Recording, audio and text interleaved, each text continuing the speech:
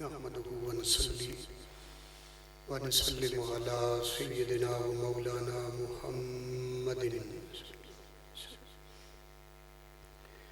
رسوله النبي الأمين الحنين الكريم الرؤوف الرحيم أما بعد أعوذ بالله من الشيطان الرجيم بسم الله الرحمن الرحيم حاميم والكتاب المبين إنا أنزلناه في ليلة مباركة إنا كنا منذرين فيها يفرق كل أمر حكيم أمرا من عندنا إنا كنا مرسلين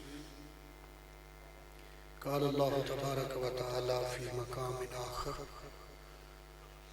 قل يا عبادي الذين أسرفوا على أنفسهم لا تقنطوا من رحمة الله إن الله يغفر الذنوب جميعا إنه هو الغفور الرحيم صدق الله مولانا العظيم وصدق رسوله النبي الكريم معزز محترم حضرت علامہ قاری حبیب اللہ سیالوی صاحب دامت برکاتکم اور بزم غوث اللہ صاحب کی جملہ اراکین اللہ رب العزت کا بے پایان فکرم اور اس کے محبوب صلی اللہ علیہ وآلہ وسلم کے نالین مقدسہ کا صدقہ ہے کہ آج ہم سب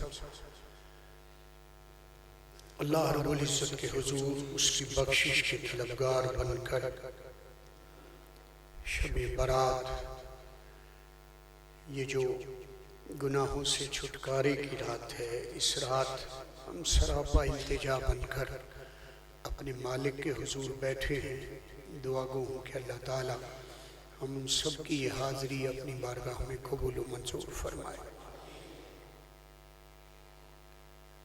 آپ نے اس رات، چونکہ یہ رات صرف اور صرف عبادت کی رات ہے اور اپنے مالک کی بارگاہ میں التجائیں پیش کرنے کی رات ہے، یہ کنفرم رات ہے، یعنی چھپی ہوئی نہیں ہے۔ 14 اور 15 کی رات وہ رات ہے کہ جس میں رب کائنات اپنے بندوں کو بخشتا ہے، ان کے سارے گناہ بخش دیتا ہے اور کرم کی ایسی خیرات عطا فرماتا ہے کہ اگلے سال بھی جو کچھ ہونا ہوتا ہے اس ایک رات میں مقدر فرما دیتا ہے، لکھ دیتا ہے۔ اور قرآن کریم کے فرامین کے مطابق ہمیں حیرانگی اس بات کی ہوتی ہے کہ ہم 15ویں صدی میں آ گئے، آج بھی بہت سے دوست احباب یہ کہہ دیتے ہیں کہ ہم نے اپنی طرف سے ہی شب برات بنا رکھی ہے، حالانکہ سال ہر سال سے، صدیوں سے ہمارے بزرگوں کا یہ معمول ہے اور ہم اس رات کو مناتے ہیں کہ مالک خالق کی بارگاہ میں ہم اپنی التجائیں پیش کرتے ہیں کہ اس رات وہ کرم نوازی فرماتا ہے، اور اس کا باقاعدہ قرآن اور حدیث سے ثبوت ہے۔ ہم نے آغاز کیا قرآن کریم کی یہ 5 آیات جو سورہ الدخان کی ہے، حامیم، یہ وہ حروف مقطعات میں سے ہیں، 2 حرف جن کے بارے میں یہی کہا جاتا ہے کہ ان کا معنی اللہ اور اس کا رسول بہتر جانتا ہے۔ اور محبت کی زبان میں کہہ دوں، جب جبریل امین یہ لاتے ہوں گے تو ایک عاشق نے کہا کہ جب وہ حروف مقطعات جتنے آپ سنتے ہیں الف لام میم کہتا تو آقا فرماتے آگے چل، وہ الف لام را کہتا آقا فرماتے آگے چل، وہ ہا میم کہتا آقا فرماتے آگے چل۔ اب محسرین کہتے ہیں، محدثین کہتے ہیں، علماء محبت والے عاشق لوگ کہتے ہیں کچھ راز و نیاز کی بھی تو باتیں ہوتی ہیں، وہ ہر ایک سے نہیں کی جاتی، یہ باتیں وہ تھی جو پہلے سے ہی خدا اور مصطفیٰ کے درمیان ہو چکی تھی، یہ پہلے سے ہی ہو چکی تھی۔ اس خالق نے ارشاد فرمایا والکتاب المبین انا انزلناہ فی لیلۃ مبارکہ انا کنا منذرین، قسم ہے اس روشن کتاب کی، بے شک ہم نے اسے اس برکت والی رات میں اتارا اور بے شک ہم ڈر سنانے والے ہیں۔ آگے ارشاد فرمایا فیہا یفرق کل امر حکیم، اس ایک رات میں ہر حکمت والا کام بانٹ دیا جاتا ہے۔ امر من عندنا، یہ ہمارے پاس ہمارے حکم سے ہے۔ انا کنا مرسلین، بے شک ہم ہی بھیجنے والے ہیں۔ اب دیکھنے میں یہ 5 آیات ہیں، اور یہاں کتاب مبین کی قسم کھا کر رب کائنات نے فرمایا کہ ہم نے اس کتاب کو اس رات میں نازل فرمایا۔ لیلہ مبارکہ کیا ہے؟ محدثین نے، مفسرین نے ایک شب قدر کو مراد لیا ہے، اور دوسرا اس 14 اور 15 کی درمیانی رات کو، یعنی 15ویں شعبان کی اس رات کو مراد لیا ہے کہ اللہ رب العزت نے اس رات میں قرآن اتارا۔ اب آگے چل کر ارشاد ہوا کہ اس ایک رات میں بانٹ دیا جاتا ہے ہر حکمت والا کام، یعنی یہ ایک رات ہے جب فیصلے ہو جاتے ہیں کہ اگلے سال کیا کیا کچھ ہونا ہے۔ اس ایک رات میں ہی سارے فیصلے ہو جاتے ہیں۔ یہاں پھر مفسرین فرماتے ہیں، بہت سے محدثین کے اقوال میرے سامنے موجود ہیں، وہ فرماتے ہیں کہ اس سے کیا مراد ہے؟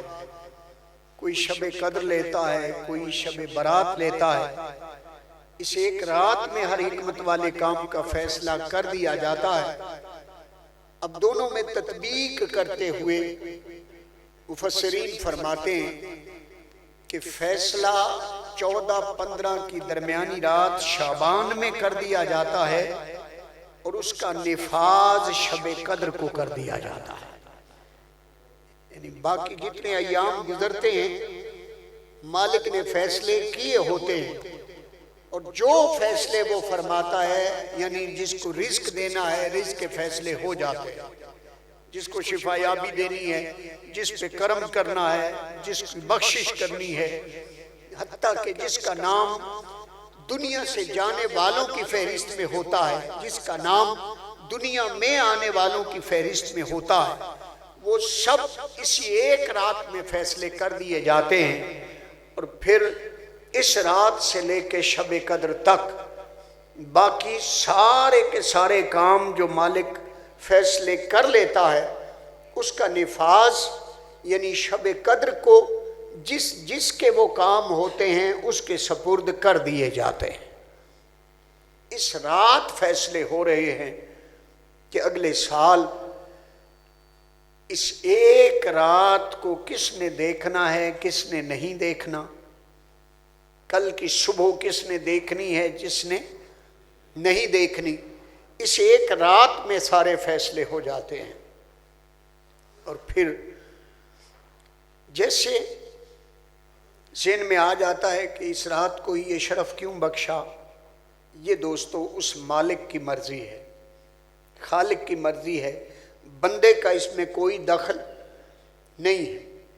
جیسے اس نے 1,24,000 انبیاء کو بھیجا، کم و بیش رسول پیغمبر بھیجے نا، تو سب میں افضل کسے بنایا؟ کم و بیش 1,24,000 بھیجنے والے کو ہی خدا کہتے ہیں نا، جس نے امتوں کی رہنمائی کے لیے انبیاء کو بھیجا۔ ان سب میں سے 5 کو چنا ہے جنہیں اولو العزم بنایا ہے۔ ان 5 کا ذکر قرآن میں کیا ہے۔ وہ آدم علیہ السلام ہیں، وہ حضرت موسیٰ اور عیسیٰ ہیں، وہ حضرت ابراہیم علیہ السلام ہیں، وہ آقا کی ذات ہے، 5 اولو العزم ہیں۔ اور پھر ان 5 میں سے بھی جب خالق نے چنا تو فرمایا تلک الرسل فضلنا بعضهم علی بعض منہم من کلم اللہ ورفع بعضهم درجات، ورفع بعضهم درجات کہہ کر خالق نے فرمایا بھیجے میں نے ہیں، لیکن میں نے ہی بعض کو بعض پر فضیلت عطا فرمائی ہے۔ ان میں سے کوئی تھا کہ جس سے میں کلام بھی کرتا تھا، مگر وَرَفَعَ بَعْضَهُمْ درجات کہہ کر خالق اکبر نے گویا ایک اپنے حبیب کو سب پر فوقیت عطا کی۔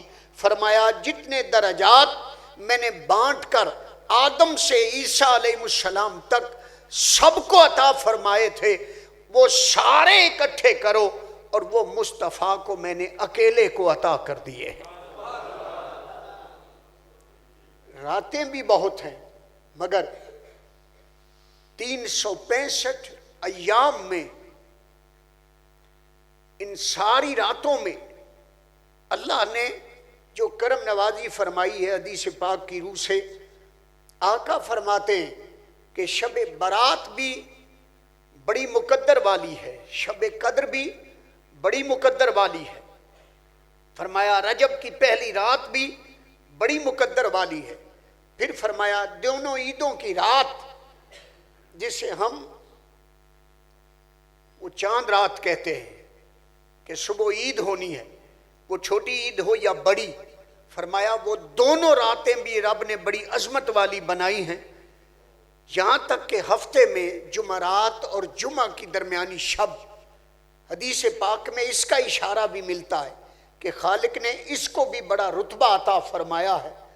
سارے دن بھی برابر نہیں ہیں، ساری راتیں بھی برابر نہیں ہیں، سارے انسان بھی برابر نہیں ہیں۔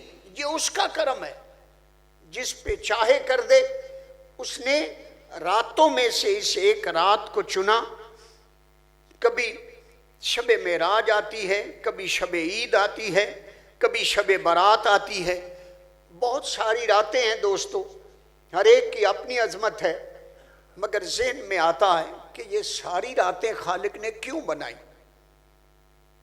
اتنا کرم کیوں کیا کہ فرمایا رمضان کی 21 کو بھی عبادت کرو، 23 کو بھی کرو، 25 کو بھی کرو، 27 کو بھی کرو، 29 کو بھی کرو۔ عبادت والی راتیں کیوں بنائیں؟ تو یہ یاد رکھیے گا، یہ کرم ہے میرے آقا کریم مصطفیٰ کا صلی اللہ علیہ وسلم، کہ آقا کے سامنے جب امتی بیٹھتے تھے وہ سارے کے سارے صحابہ رضوان اللہ اجمعین، ابو بکر و عمر ہوں، عثمان و علی ہوں، وہ سعد و سعید ہوں، وہ حارث و بلال ہوں، وہ سلمان فارسی ہوں، رضوان اللہ اجمعین، جب بیٹھتے تو کبھی کبھی تذکرہ ہوتا، وہ سب آپس میں ڈسکس کرتے اور کبھی آقا کی بارگاہ میں عرض کرتے یا رسول اللہ صلی اللہ علیہ وآلہ وسلم، پہلی امتوں کی عمریں زیادہ تھیں،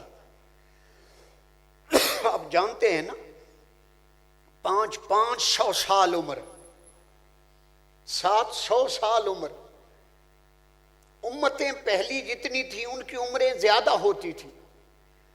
اب صحابہ کے ذہن میں آتا، دل میں آتا کہ یا رسول اللہ وہ تو عبادت رب کی زیادہ کرتے ہوں گے، انہوں نے زیادہ عمریں پائیں اور زیادہ اپنے مالک کو مناتے رہے اور زیادہ رب کی عبادت کرتے رہے، اب ہماری تو عمریں بھی کم ہیں اور ہم اتنی عبادت بھی نہیں کر سکتے۔ اس عمر کے مقابل 50 سال، 60 سال، 70 سال، اس عمر کو دیکھیں تو ادھر 70 ہے، ادھر 700 سال ہے۔ وہ سوالیہ نگاہوں سے آقا کو دیکھتے ہوں گے، کبھی پوچھتے ہوں گے۔ عرفاء کہتے ہیں کہ جب انہوں نے پوچھا یا رسول اللہ وہ امتیں تو زیادہ عبادت کرتی تھی، رب کو مناتی تھی، ہم کیا کریں؟ سوالیہ نگاہوں سے آقا کی طرف دیکھا تو رب کائنات نے کرم فرمایا، فرمایا حبیب تیرے دل میں یہ خیال نہ آئے کہ میری امت کہیں عبادت میں پیچھے نہ رہ جائے۔ محبوب گھبراتا کیوں ہے؟ ان کی عمریں زیادہ تھیں، وہ زیادہ عبادت کرتے تھے، مگر محبوب تیری امت کے لیے ہم کچھ راتیں ایسی رکھ دیتے ہیں کہ تیرا امتی ایک رات عبادت کرے گا، ہم اس کی زندگی کے سارے گناہ بخش دیا کریں گے۔ محبوب تو کیوں گھبراتا ہے؟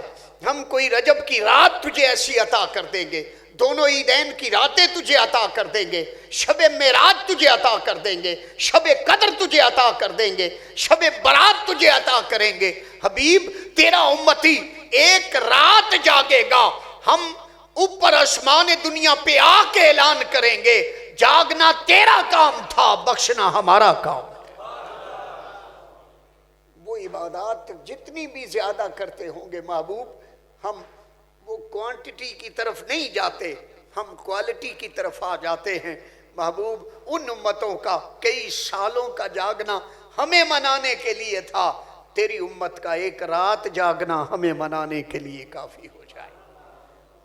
یہ راتیں اس لیے عطا فرمائیں۔ اور پھر دوستو، ان راتوں کی عظمت کے بارے میں بہت ساری باتیں ہیں، بہت ساری حکمتیں ہیں، جو ایک بہت بڑی محبت والی بات حضور سیدنا عبدالقادر جیلانی حضور غوث الاعظم نے کی، آپ نے سنی ہوگی، میں دہرا رہا ہوں۔ غنیت الطالبین میں آپ ارشاد فرماتے ہیں کہ شعبان 5 حروف کا مجموعہ ہے، شین، عین، با، الف اور نون۔ فرماتے ہیں یہ 5 حروف کا مجموعہ ہے۔ شعبان کی شین سے مراد ہے شرف، عین سے مراد ہے علو، با سے مراد ہے بر، الف سے مراد ہے الفت و محبت، اور نون سے مراد ہے نور۔ یہ شعبان کا ایک مہینہ ہے کہ جس مہینے بندہ عبادت کر کے اپنے رب سے جو بھی شرف لینا چاہتا ہے لے سکتا ہے، اپنے رب سے جتنی بلندی لینا چاہتا ہے، جتنی عظمت لینا چاہتا ہے لے سکتا ہے، اپنے رب سے نیکیوں کے جتنے خزانے کمانا چاہتا ہے کما سکتا ہے۔ اس کی بارگاہ سے آپس میں الفتوں کی ڈور میں ایک دوسرے کو باندھنے کے لیے رب نے یہ ایک رات رکھی ہے کہ سارے مل کے میری عبادت کرو، آپس میں الفتوں اور محبتوں کی ڈور میں بندھ جاؤ۔ اور پھر اسی رات، اسی شعبان میں نون بتا رہی ہے کہ رب نے اپنے بندوں کو اپنا نور عطا کرنا ہے، وہ نور کی برسات اپنے بندوں پہ کرنا چاہتا ہے، وہ خالق ہے۔ اور یاد رکھیں میرے آقا صلی اللہ علیہ وآلہ وسلم نے فرمایا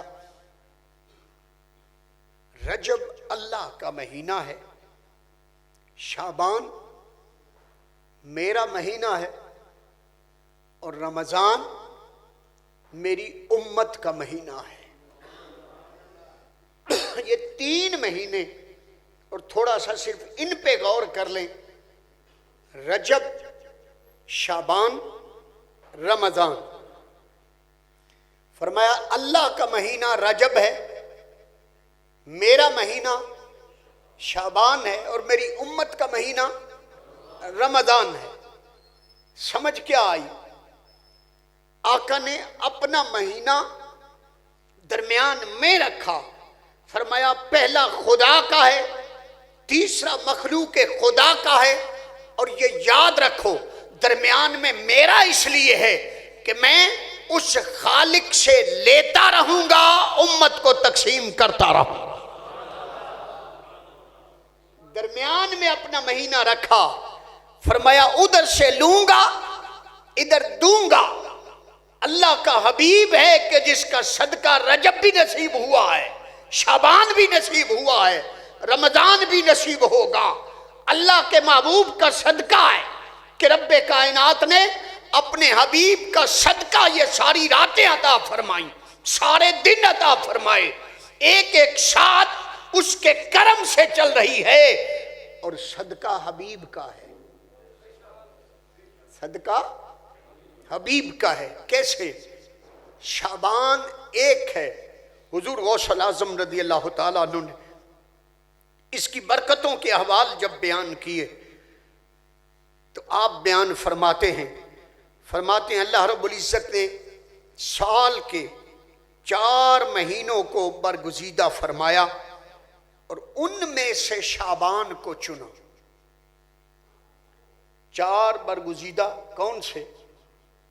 رجب، شعبان، رمضان اور محرم، 4 مہینے اس نے چنے ہیں اور ان میں سے ایک کو چنا ہے، اور اس ایک کی نسبت کس کے ساتھ ہے؟ حبیب کے ساتھ، کہ یہ میرے حبیب کا مہینہ ہے۔ امتیو، ہم سنی کہلانے میں فخر کرتے ہیں، ہم دیوبندی کہلانے میں فخر کرتے ہیں، ہم اہل حدیث کہلوانے میں فخر کرتے ہیں، ہم شیعہ کہلوانے میں فخر کرتے ہیں۔ کبھی اس رات کی عظمت کو ہی سمجھ لیتے کہ یہ رات اللہ کے حبیب کو جو رب نے عطا فرمائی ہے، یہ رات کسی سنی کے لیے نہیں، کسی شیعہ کے لیے نہیں، کسی اہل حدیث یا دیوبندی کے لیے نہیں، یہ ایک رات جو عطا فرمائی ہے اللہ نے اپنے حبیب کا صدقہ عطا فرمائی ہے کہ محبوب چونکہ شعبان 13 مہینہ ہے، رجب کو بھی پوشیدہ رکھ سکتا ہوں، رمضان کو بھی پوشیدہ رکھ سکتا ہوں، مگر شعبان کی نسبت پیارے تیرے ساتھ ہے، تیری امت پہ پوشیدہ نہیں رکھتا۔ یہ ظاہر کر دیتا ہوں کہ 15 کی رات تیرا امتی جاگے، مجھ سے جو مانگے گا میں اسے عطا کروں گا۔ کیسے ظاہر فرمایا؟ اس کو سمجھیں۔ وہ روایات جو آپ سنتے آ رہے ہیں، ہمیشہ سنتے ہیں، اس رات کے لیے جمعہ کے مبارک موقع پر بھی بیان کی جاتی ہیں، وہ ساری برکتیں کون سی کہ نبیوں کے تاجدار نے 4 مہینوں میں سے جب ایک کو افضل ڈکلیئر کر دیا کہ میرا مہینہ ہے، تو عرفاء کہتے ہیں جیسے نبیوں کا نبی، سارے نبیوں کا تاجدار مصطفیٰ ٹھہرا، اسی طرح مہینوں کا تاجدار بھی شعبان ٹھہرا۔ اللہ نے اسے ایسے برکت عطا فرمائی ہے۔ اب دوستو، یہ وہ بابرکت مہینہ ہے جب تمام بھلائیوں کے دروازے کھل جاتے ہیں، آسمان سے برکتیں اتاری جاتی ہیں، گنہگار بخشش پا لیتے ہیں، برائیاں مٹا دی جاتی ہیں۔ اس لیے شعبان کو گناہوں کی بخشش کا ذریعہ بننے والا مہینہ کہا جاتا ہے۔ رمضان کو رمضان اس لیے کہتے ہیں کہ وہ گرم ہوتا ہے، گرمی نیکیوں کی گناہوں کو جلا دیتی ہے، اور تیاری اس شعبان میں کی جاتی ہے۔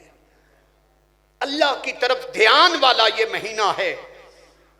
جب یہ مہینہ آتا ہے، صدقے جاؤں اس کی عظمت کے بارے میں، وہ سنن ابو داؤد، ابن ماجہ ہو، ترمذی ہو، میرے سامنے روایات پڑھی ہیں، بہت ساری روایات اس ایک شعبان المعظم کے حوالے سے آئی ہیں۔ دوستو، 1-2 میں آپ کے سامنے پیش کرنا چاہتا ہوں جتنا وقت ہے، کہ اما عائشہ صدیقہ رضی اللہ تعالیٰ عنہ بیان فرماتی ہیں، ایک شب کو میں نے اپنے آقا صلی اللہ علیہ وآلہ وسلم کو اپنے بستر پہ نہ پایا۔ یہ روایت آپ بہت دفعہ سنتے ہیں، میں دوسری آپ کے سامنے رکھتا ہوں کہ نبیوں کا تاجدار ہے، یہ رات آئی ہے۔ ام المومنین حضرت عائشہ صدیقہ رضی اللہ تعالیٰ عنہ بیان فرماتی ہیں کہ میرے آقا صلی اللہ علیہ وآلہ وسلم میرے پاس تشریف لائے اور فرمایا، اے حمیرہ، پیار سے لقب آقا نے حمیرہ آپ کو فرماتے تھے، اے حمیرہ مجھے اجازت دیتی ہو کہ میں آج کی شب اپنے رب کی عبادت کروں؟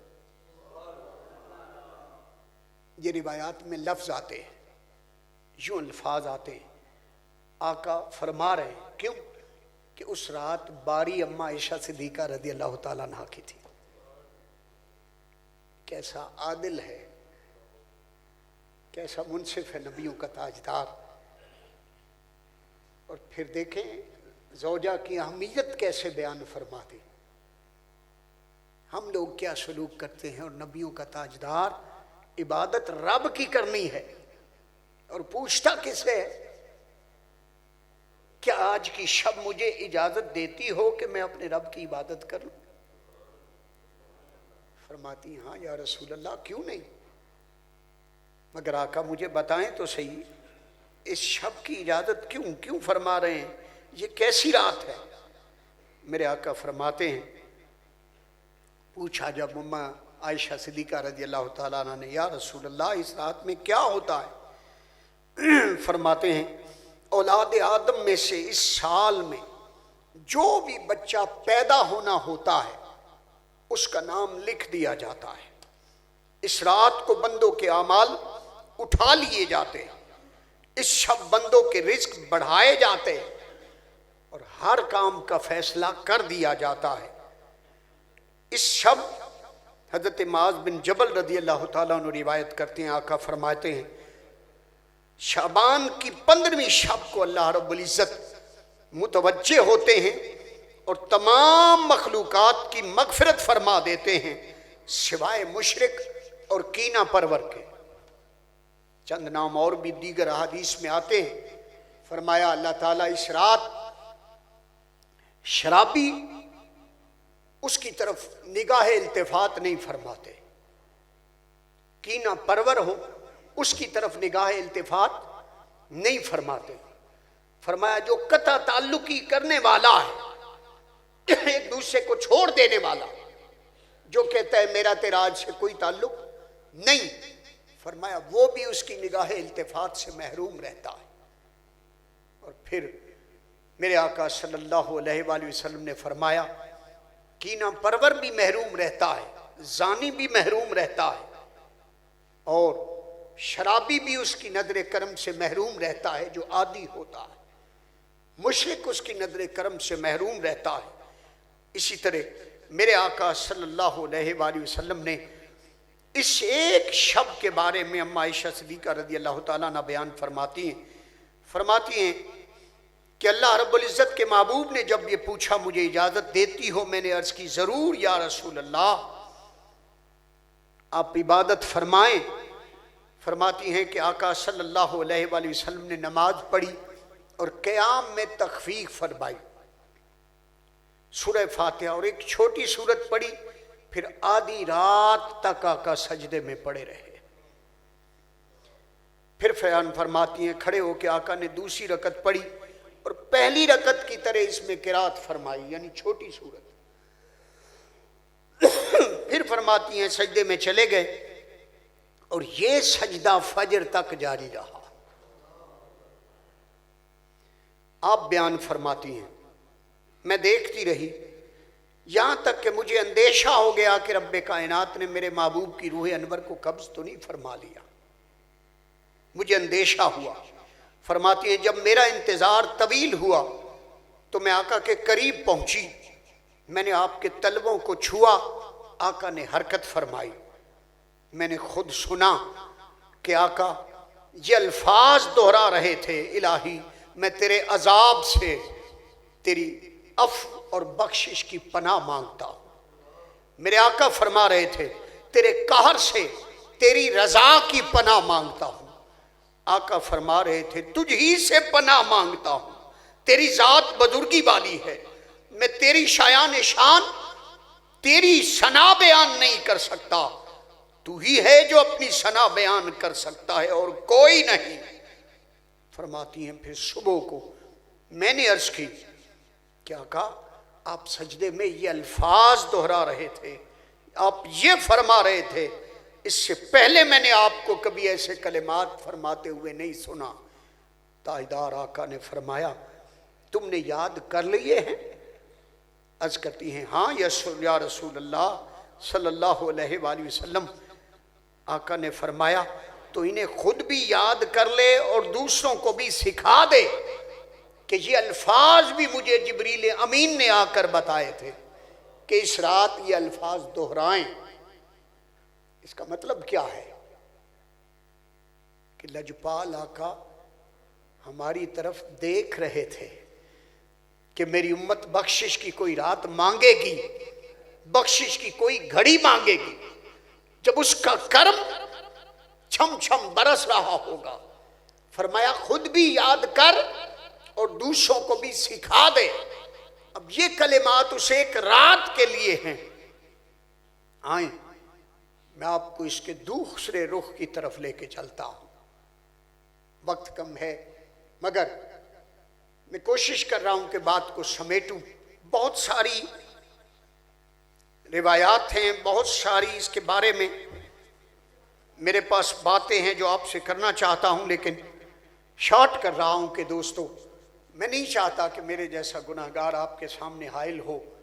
رب کائنات کی بارگاہ میں آپ نے سجدے بھی کرنے ہیں، تلاوت بھی کرنی ہے، بھی نوافل بھی پڑھنے ہیں، صلاۃ و تسبیح بھی ہے، آپ نے جاگنا بھی ہے۔ یہ ایک رات ہے جسے ڈکلیئر کر دیا گیا ہے۔ جانتے ہیں کیوں؟ امام قسطلانی رحمت اللہ تعالی علیہ المواہب اللدنیہ میں فرماتے ہیں یہ جو آیہ درود ہے وہ اس رات نازل ہوئی تھی۔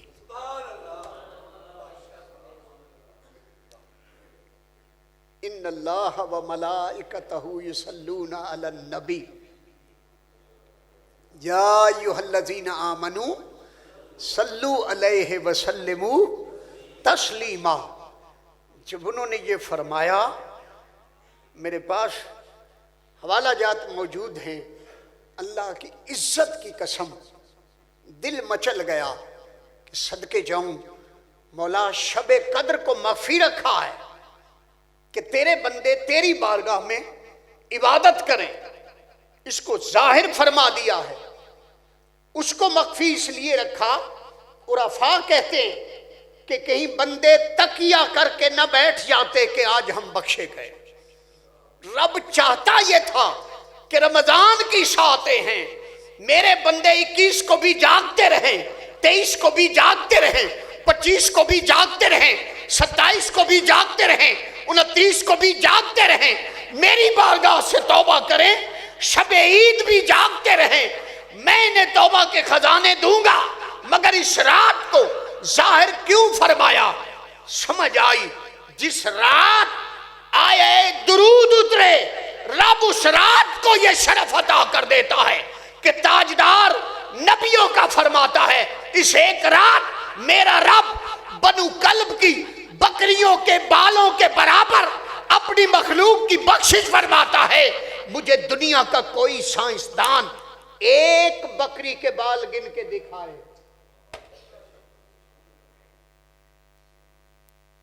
سائنس جتنی ترقی کر گئی، کوئی بکری کے ایک بکری کے بال تو گن کے دکھائے نا کہ اتنے ہیں۔ تو جہاں ایک بکری کے بال کوئی گن نہیں سکتا، قاری حبیب صاحب دیکھیں اس کی رحمت، اس کا کرم دیکھیں۔ ایک رات نبیوں کا تاجدار فرماتا ہے بنو کلب وہ قبیلہ تھا کہ جو سب سے زیادہ عرب میں بکریاں رکھتا تھا، ریوڑ کے ریوڑ اس کے پاس موجود تھے۔ نبیوں کے تاجدار نے کسی اور کا نام نہیں لیا، فرمایا بنو کلب کی بکریوں کے بالوں کے برابر میرا رب بخشش فرماتا ہے اپنے بندوں کی۔ اس ایک رات میں کیوں بخشش فرمائی؟ اس لیے کہ امام قسطلانی فرماتے اس ایک رات رب نے آیہ درود اتاری تھی۔ وہ کملی والے پہ درود بندہ پڑتا ہے، رب سب کی بخشش فرما دیتا ہے۔ اور یہ عمل بھی مولا حسن علیہ السلام کا ہے۔ اس کتاب میں لکھا ہے، فرماتے ہیں میں اس رات کے 3 حصے کرتا ہوں۔ کتنے؟ 3۔ فرمایا پہلے حصے میں صرف اپنے نانا پہ درود پڑھتا ہوں، کیونکہ آئے درود اس رات اتری ہے نا، تو نواسا کس کا ہے؟ فرمایا پہلے حصے میں درود پڑھتا ہوں، دوسرے حصے میں استغفار کرتا ہوں، اپنے رب سے معافی مانگتا ہوں۔ فرمایا تیسرے حصے میں پھر اللہ کی بارگاہ سے جو آفات و بلیات اترتے ہیں، فرمایا اس سے اس کی پناہ مانگتا ہوں، مولا کرم فرما دے، 3 حصے کرتا ہوں۔ آیے درود نے بتا دیا دوستو، جب شعبان کی یہ رات ڈکلیئر ہو گئی، اس رات آیے درود اتری، تو درود پڑھا کس پہ جاتا ہے؟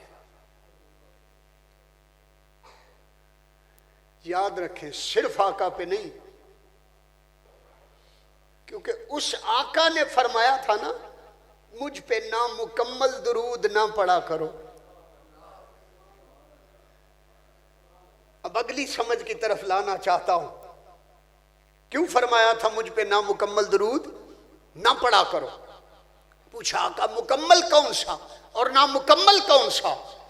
فرمایا جب تم درود میں میرا نام لیتے ہو تو یہ نامکمل ہے، اور جب میرے ساتھ میری آل کا نام لیتے ہو تو یہ مکمل درود ہے۔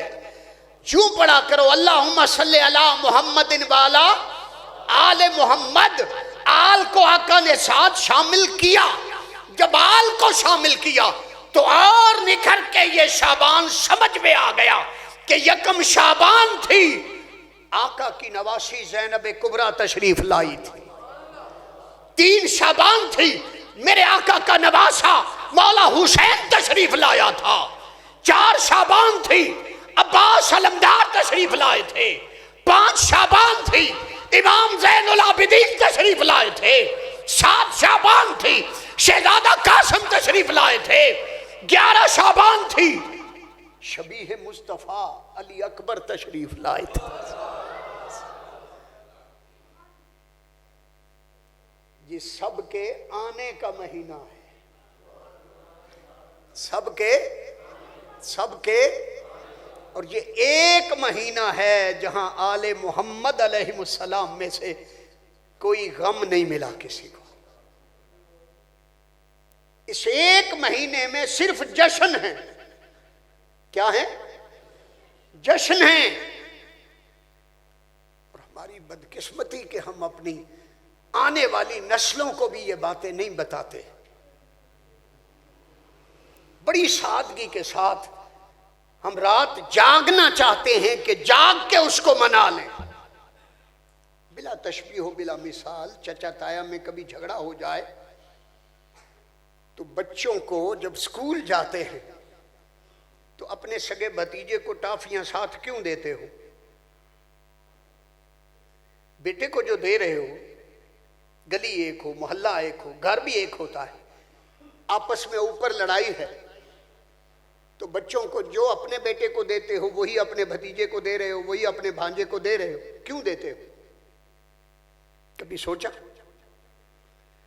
بچے گھر میں جا کے بات کرتے ہیں، کہتے ہیں آج چچا نے یہ دیا۔ چچی چاہے وہ تائی چاہے 100 مرتبہ ناراض ہو، اس کے دل میں خود بخود کچھ نہ کچھ محبت کا جذبہ آتا ہے، کچھ نہ کچھ آتا ہے کہ اپنے بیٹے کو دیا ساتھ میرے کو بھی دیا ہے۔ 1 مرتبہ دو، دوسری مرتبہ دو، تیسری مرتبہ دو۔ خود چل کے غیرت والے آتے ہیں، کہتے ہیں چھڈ پڑے ساریاں گلاں، ساریاں گلاں چھڈ پڑے۔ بچیاں دا بوٹا لگیا ہے، اتلے راضی ہو گئے نہیں، چاہتا ہے ساری رات جاگ کے جنت جانا، تو جس کے نواسوں کی ملکیت جنت ہو۔ عبادت کر کے، محنت کر کے جنت جانا اور ہے۔ اب مفہوم سمجھاؤں؟ جنت میں جنت کا مالک بن کے جانا اور ہے، اور نوکر بن کے جانا، نوکر بن کے جانا اور ہے۔ اب سمجھ آئی کہ اس رات کیوں آیا درود اتری۔ رب تو چاہتا ہی یہی تھا کہ محبوب تجھے جتنے شہزادے عطا کرنے تھی، شہزادیاں عطا کرنی تھی، 1 مہینہ ہے۔ اور یہاں تو میں نے پتہ نہیں وہ شیعہ شاعر تھا کون تھا، ایک مرتبہ سنا اس شعبان کے مہینے میں، اس نے محبت سے کہا، کہتا ہے اسی میں عالم امکان کے سلطان اترے ہیں،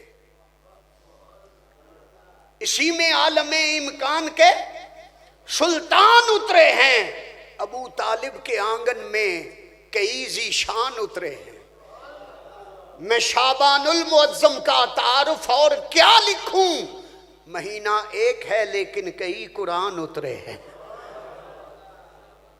یہ 30 پاروں والا خاموش قرآن ہے اور اہل بیت بولتا قرآن ہے۔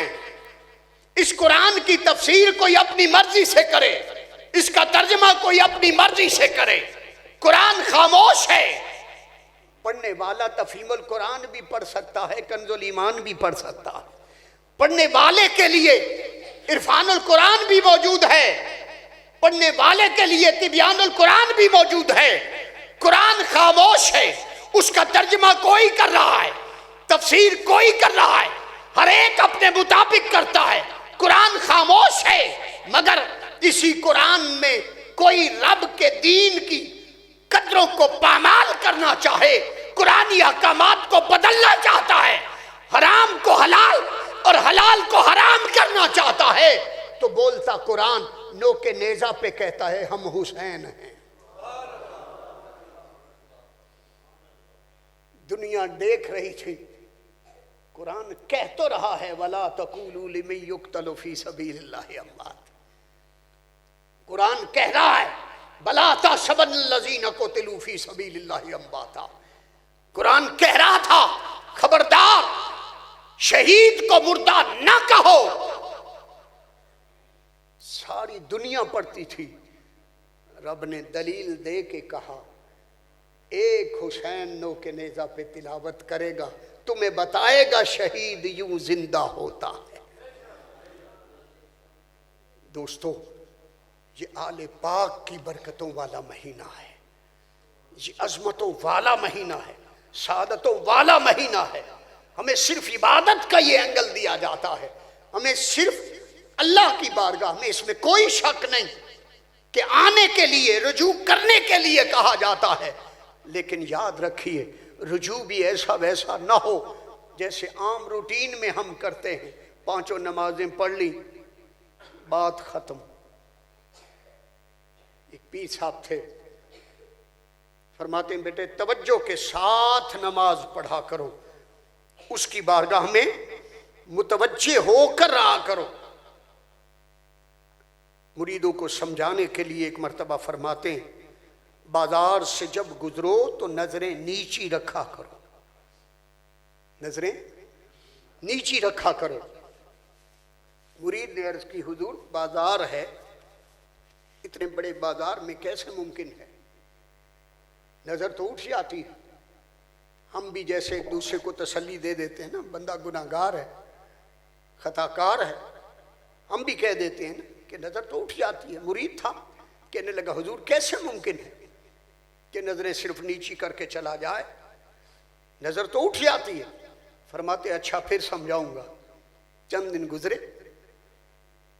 آپ نے اسے فرمایا بازار کے دوسرے کونے پہ میرا فلاں مرید بیٹھا ہے، یہ دودھ کا پیالہ لے جاؤ اور اسے پلا کے خالی پیالہ میرے پاس لانا، اور ساتھ ایک دوسرے مرید کی ڈیوٹی لگائی۔ فرماتے ہیں یہ پیالہ لے جا رہا ہو، اگر ایک قطرہ بھی زمین پہ گرے تو اسے تھپڑ رسید کر دو۔ پیالہ پورے کا پورا مرید کے پاس جانا چاہیے، نیچے نہ گرے۔ وہ ساتھ ہو لیا، اس نے پیالہ اٹھایا، بازار سے گزر رہا ہے دھیان پیالے کی طرف ہے، بازار سے گزر رہا ہے دھیان پیالے کی طرف ہے، ادھر ادھر دھیان نہیں۔ مرید کے پاس پہنچا، دودھ پلایا، واپس خالی پیالہ لایا۔ فرمایا اگر دودھ پلانے کے لیے تیری نظر جم سکتی ہے تو اس کی بارگاہ میں کیوں نہیں جم سکتی؟ تیرا دھیان پیالے کی طرف ہو سکتا ہے تو جو خالق آج کی رات آسمان دنیا پہ آ کے ندا دے رہا ہے مجھ سے مانگ میں تجھے عطا کروں، ہمارا دھیان اس طرف کیوں نہیں جاتا؟ ہم اس طرف متوجہ کیوں نہیں ہوتے؟ بزرگ تھے، کسی نے پوچھا حضرت آپ بڑی جلدی نماز پڑھ لیتے ہیں، آپ بڑی جلدی جلدی نماز پڑھ لیتے. ابھی تو ہم پڑھ رہے ہوتے ہیں اور آپ کی نماز بھی ختم ہو جاتی. مسکرا کے فرماتے ہیں میں صرف اسی کی طرف دھیان رکھتا ہوں, میرا دھیان سبزی کی طرف نہیں ہوتا, میرا دھیان گھر کے کام کاج کی طرف, میرا کاروبار کے نقصان کی طرف دھیان نہیں ہوتا. فرماتے ہیں میں جس کی بارگاہ میں جھکتا ہوں اسی کے خیالوں میں ہوتا ہوں, اسی کی مستی میں ہوتا ہوں, اس لیے پڑھ لیتا ہوں. بزرگوں کے سمجھانے کے اپنے اپنے انداز ہوتے ہیں نا, طریقے ہوتے ہیں. دوستو یہ رات ہے, دیکھنے میں ایک رات ہے بخشش کی. اب اگر درمیان میں ہم وسیلہ ڈال لیں, اور واللہ فقیر آپ کے سامنے جب آپ کے دروازے پہ آتا ہے تو کیا کہتا ہے؟ بہت دفعہ 7-8 سال پہلے بھی جب مسجد میں ایک بیان ہو رہا تھا, بلکہ فضیلت درود و سلام, قاری حبیب صاحب کو بھی یاد ہوگا, میں نے کہا نا فقیر جب دروازے پہ آتا ہے تو کیا کہتا ہے؟ تیرے ماں باپ دی خیر کچھ خیر دے دے, تیری آل اولاد دی خیر کچھ خیر دے دے. پنجابی میں کہتے ہیں تیرے باغ پروار دی خیر کچھ خیر دے دے. گھر میں کوئی چلا گیا ہو, اس کا نام لے کے کہتا ہے اللہ انہوں جنت دے, کچھ خیر پا دے. جو بیمار ہو اللہ انہوں شفا دے, کچھ خیر دے دے. تلا کرتا ہے, منت کرتا ہے. بیلیو گھر سے کچھ نہ کچھ تو دے دیتے ہو نا, جی چاہتا ہے نا کہ چلو اتنا ترلا کیا ہے کچھ دے دے. آپ اس فقیر کو دیتے ہیں. کبھی زندگی میں غور کریں یہ آیت درود کی برکت کیسی ہے. ایک تو ہے حبیب پہ درود,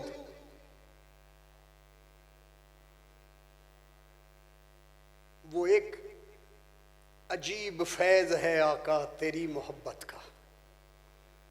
حضور پہ درود, شاعر آقا کے لیے کیا کہتا ہے؟ عجیب فیض ہے آقا تیری محبت کا, کہ درود تجھ پہ پڑھوں اور خود سمر جاؤں. جب درود پڑھتے ہیں تو کیا کہتے ہیں؟ ترجمہ بھی کبھی ذہن میں رکھا کریں اور درود پڑھا کریں. اللہم صلی علی محمد وعلی آل محمد. نماز میں ہم نے درود پڑھا آل پر, یہاں کسی اور کو شریک نہیں کرتے. جب نماز میں پڑھتے ہیں تحیات بیٹھتے, ہم نے تو ایسے اور افا بھی سنے. ابوالعباس مرسی رحمت اللہ علیہ فرماتے ہیں اللہ کی عزت کی قسم, جب حالت نماز میں تشہد میں بیٹھ کے کہتا ہوں السلام علیکہ ایھا النبی, جب تک دیدار مصطفیٰ نہیں ہوتا میں کبھی آگے نہیں بڑھتا. جب تک جواب نہیں آتا آگے نہیں بڑھتا. ایسے بھی اور افا ہیں. تو دوستو جب درود پڑھے, اتنا ترجمہ تو کم از کم ذہن میں ہونا چاہیے نا. درود پڑھتے ہوئے کہا کیا ہے؟ واحد عبادت ہے جس میں بندہ اپنا ذکر ہی نہیں کرتا. نماز میں اپنا ذکر ہے, باقی عبادات میں اپنا ذکر ہے. درود میں کیا کہتے ہیں؟ اللہم صلی علی, اے اللہ رحمتوں کا نزول فرما, برکتوں کا نزول فرما محمد و آل محمد پر. نام لے کے کہتا ہے مولا کرم فرما آقا کی شہزادی فاطمہ زہرا پر, کرم فرما علی مرتضیٰ پر, کرم فرما امام حسن پر, کرم فرما امام حسین پر, کرم فرما زین العابدین پر, کرم فرما امام باقر پر, کرم فرما جعفر صادق پر, کرم فرما آقا کی ساری آل پر. جب تو اپنا نام نہیں لیتا اس کا کرم جو بن پہ آتا ہے. بندہ میرا ہے, اپنا ذکر ہی نہیں کرتا. خیر مانگتا ہے میرے یار کی, خیر مانگتا ہے اس کی آل کی, خیر مانگتا ہے اس کے اصحاب کی, خیر مانگتا ہے اس کی امت کی, اپنا نام ہی نہیں لیتا. وہ کرم کتنا کرتا ہے. وہ فرماتا ہے تو ایک بار درود پڑھ میں تیرے 10 گناہ بخش دوں گا, میں تیرے 10 گناہ ختم کروں گا, میں تجھے 10 نیکیاں عطا کروں گا, میں تیرے 10 درجے بڑھاؤں گا. 10 درجے بلند کرنے والا خدا ہے. درود ایک مار پڑا ہے. مجھے اس سے بڑھ کے کوئی اور عبادت بتا کہ جس پہ اتنا اجر ملتا. نماز پڑھی ایک فرشتہ کام کرتا, روزہ رکھا ایک فرشتہ کام کرتا ہے, حج کیا، عمرہ کیا، تلاوت کی، جو کچھ کیا، کوئی بھی عمل کریں ایک فرشتہ کام کرتا ہے نا. نیکی کا کیا تو دایاں فرشتہ، اللہ نہ کرے برا عمل کیا تو بایاں. جب دایاں کام کرتا ہے تو بایاں خاموش ہے، اور جب بایاں کرتا ہے تو دایاں خاموش ہے. دایاں کام کر رہا ہو تو بایاں نہیں کرتا. بایاں فرشتہ کام کرے جس کی ڈیوٹی بائیں طرف ہے، وہ کام کرے تو دایاں نہیں کرتا. ساری عبادات کا یہی حال ہے، مگر درود محمد و آل محمد ہے کہ جب دونوں فرشتے کام کرتے، صرف فرشتے ہی نہیں، وہ خالق فرماتا ہے تو درود پڑھ کے دیکھ، ایک بار پڑھے گا میں رب ہو کے تیرے 10 درجے بلند کروں گا. تو جسے رب بلند کرے. اب راز سمجھ آیا شب برات کا؟ رب چاہتا ہی یہی ہے کہ میں تجھے بلندیاں عطا کروں، میں تجھے بلندیاں عطا کروں. کب ہوں گی؟ جب پچھلے بخشے جائیں گے. کب بخشے جائیں گے؟ کنفرم عبادت ایک ہے. ادھر بندہ درود کے لیے لب ہلاتا ہے، ادھر قبولیت کی سند آ جاتی ہے. اللہ تعالیٰ اس رات کی ہمیں سمجھ عطا فرمائے، اس مہینے کی سمجھ عطا فرمائے، اور جس کے ساتھ منسوب ہے اس آقا اور اس کی حال کی سمجھ عطا فرمائے. رب کائنات ہم سب کے حال پہ لطف و کرم فرمائے. اور آج کی رات یہ نیت کر کے عبادت کریں، مولا بہت ہو گئی، اے خاصہ خاصان رسول وقت دعا ہے، امت پہ تیری آ کے عجب وقت پڑا ہے. وہ دین جو بڑی شان سے نکلا تھا وطن سے پردیس میں، وہ آج غلیب الغربا ہے.